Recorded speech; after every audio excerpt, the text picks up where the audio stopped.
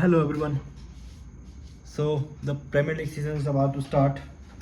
So I'm gonna do my predictions for the Premier League season. And let's start at the bottom. So the teams which I think are gonna be relegated, I don't think it's gonna follow the trend that is happening since the past 3 years. I don't think it'll be three up, three down. I think the team that probably finish the lowest is Burnley because I just don't feel like it's it's the thing with Burnley. They come up, they go down. They've not really been able to sustain in the Premier League at all. I think the other team that's gonna go down is Leeds, and the third team that's gonna go down. This might not be a popular opinion, but I think Brentford can go down. Can go down because they've not really signed a lot of players, but they've been stripped from. Visa will probably leave to Newcastle.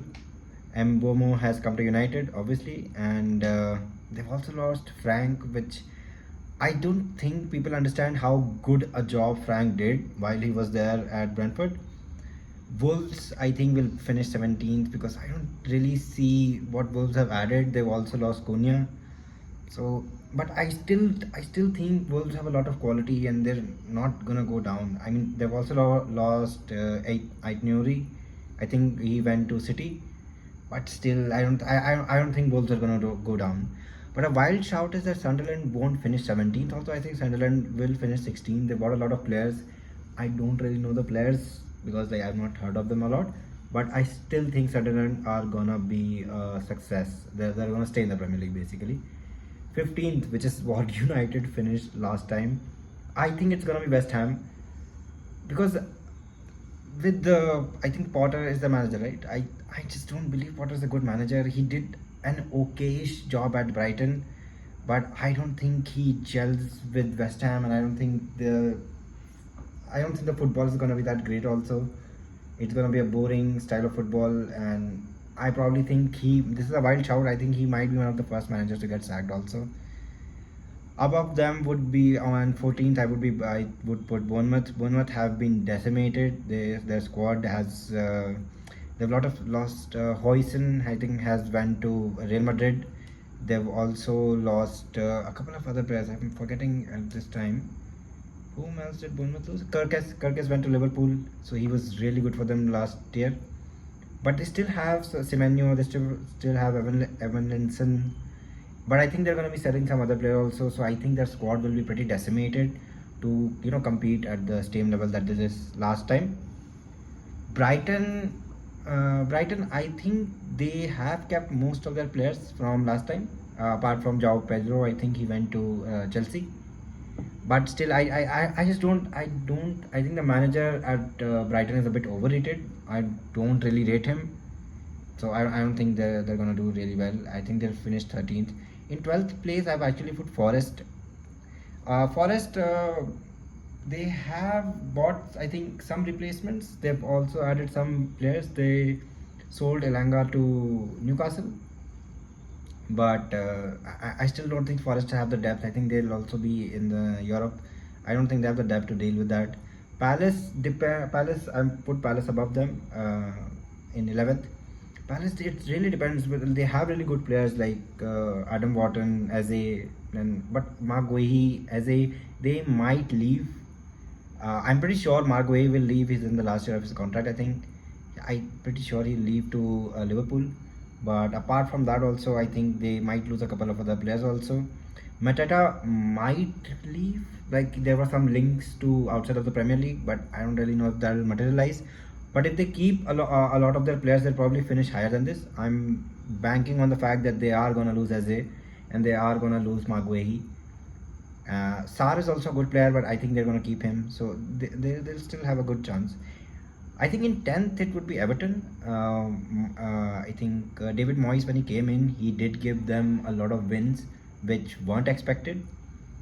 I think he also gave them was it a draw or was it a? I think it was a draw against Liverpool, which was last year. So last year Liverpool were on this like crazy streak, but then still Moyes was able to avoid them getting beaten by Liverpool, which was also a very exciting game if you remember. Above them in ninth place, I've put Villa. Villa, I think they've not really signed anyone, which is very strange. And Jacob Ramsey has gone to Newcastle, and Watkins is still there. But like the relationship between Watkins and Emery deteriorated over time. I think they're still gonna be in Europe. I think so. Emery is a good manager. I do rate him, but I still don't think they have enough squad depth to really compete this time. So I think Villa. This is actually a wild shout. In eighth, I've put Fulham. Now everyone is focusing on the fact that Fulham, they've not really signed anyone. But I think one of the big things that with these, with all due respect, mid-table teams is that if they're able to retain their players, for example, Bournemouth, their squad has been decimated because they were good, but Fulham have retained a lot of their players. So I think Fulham might perform really well, and I really rate Andre Silva. He's a very good manager, and with their core squad still being there, I still think they'll perform really well. And I think only Munoz has left. I'm not really sure. I read something, but I'm not sure if he left or not. In seventh place is Newcastle. I mean, Newcastle have been rejected so many times this window. You'd actually think they're Rahul Gandhi and the Premier League and all the players are the Indian voters, but I mean, even with that, I think Newcastle have a good squad, and even I think Isak will leave to Liverpool, even though they're saying not for sale, not for sale. But I think he'll leave. I mean, I'm pretty sure he will leave, and but even I think they're gonna sign Visa for the. They've also signed Jacob Ramsey. They've also made some other signing. I don't remember. There was some defender or maybe left back or something they signed. So yeah, I think that Newcastle is a good team. They're still gonna be up there. Sixth is this is the wildest shout that I think I'm having. It's Tottenham at sixth, because I think I think the Tottenham squad, if you analyze it, it's not bad. Like they have really good defenders. Romero is a good defender. Van de Ven is a good defender. Danzo is a good defender. They have really good players in Udogi. Then they've also added Kudus. I really rate Kudus. I think he's gonna be really good at Tottenham, because I think they're gonna play a little counter-attacking. Although I don't really know if that's gonna be the case, because Tottenham fans generally don't like counter-attacking football or winning trophies. So, but I think Thomas Frank is gonna do a really good job at Tottenham, because the thing is the squad is really good.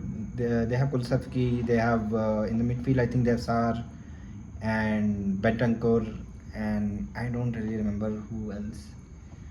And I think probably they're gonna make more signings also. So I think Tottenham is gonna be finished at sixth.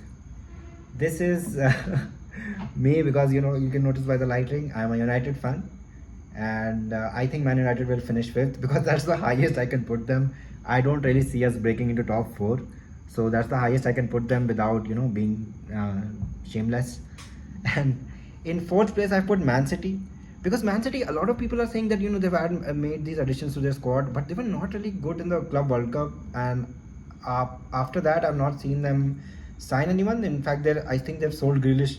That might be a positive for them, but no, I mean, Grealish is a good player, but I think him going to Everton is actually good for him. And apart from that, I think in third place I've put Liverpool. So a lot of people are predicting that Liverpool are going to win the league, and it's not just because I'm a United fan. I think they have bought really good players. I'm not going to diss the players, because that's just rival banter. But when you're thinking objectively about it, the thing is that even when we saw the game against Crystal Palace, they need time to gel with each other. Like it's not that key Salah is gonna like, you don't know if Salah is gonna have the same season, or if Van Dijk is gonna have the same season. But if these two guys perform really well, Salah and Van Dijk, they might win the league. But I don't really believe they can, because it'll take some time for the squad to settle. I don't think they're gonna be way off. It's not gonna be like, oh, they're very far behind. But I think it's gonna be difficult to have the consistency. Although, like, I'm pretty sure they're gonna score more than 2 goals every fucking game, man. Because uh, they've signed such good players. Wirtz is there, then Frimpong. Frimpong is so good. People who watch the Bundesliga even a bit, Frimpong is really good. Apart from that, I think they've also got Kerkez, who was like the best left back in my opinion last year. They've also got Ekitike, who looks good. I saw him in the preseason and the Palace game. Like, he's really good. He has a burst of pace. They're also gonna probably sign Isak, so that's gonna be another addition, which is like a crazy front line. They have Gapco. They also have Saboslai. Saboslai might just be a bench option for them, which is crazy to think. Endo. People don't really rate Endo, but I think he does a very good job whenever he's called upon. The second and first is a bit controversial in my opinion. I think so. It depends. So if Arsenal have a good start to the season, I think they're gonna win the league. But if Arsenal fumble at the start, I think it can crumble really quick because, like, like Arsenal fans are first of all such bags that they've been begging for the trophy for 3 years now. Okay, oh, we won on the calendar year, or we won on this. Or, I mean, like, see, Arsenal do have a good team, but I think if they can get in more quality in the number 10 position, I don't rate Odegaard. Odegaard was really good 2 years ago, but I don't think he's like caught up with the same form. I think he's fell off a bit, but I mean, I still think if Arsenal start well, they're going to build confidence, and then if Gyökeres performs well, I think they're going to be really consistent. But if they don't, if they falter, I think the dark horse here is Chelsea. Chelsea have a very deep squad. The only problem I think Chelsea might have is their defense, because they don't really have a lot of depth in their defense. But I still think Chelsea is looking really scary if you looked at them in the preseason and even during the Club World Cup. I'm not saying that during the Cup just because they did that they're gonna win, but they have signed really good players. Gittins is good. Then they're gonna probably sign Garnacho. Please do sign Garnacho from us. So yeah, I think Arsenal or Chelsea are my shouts to win the league. So yeah, let's see you guys. This is my first video on YouTube, so subscribe for more if you like it. Thank you. Bye.